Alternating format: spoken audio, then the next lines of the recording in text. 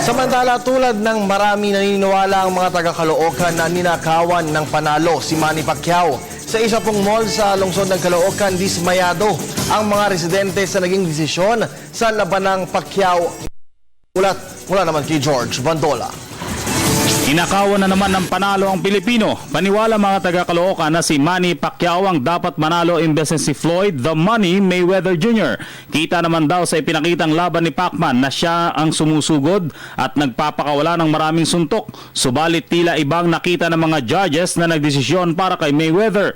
Sa Victory Mall sa Caloocan, ginawa ang live free showing ng labang Mayweather at Pacquiao na sinaksihan ng ilang mga opisyal. At saka ni Pacman, lamang na lamang si Pacman, siya ang sinusugod.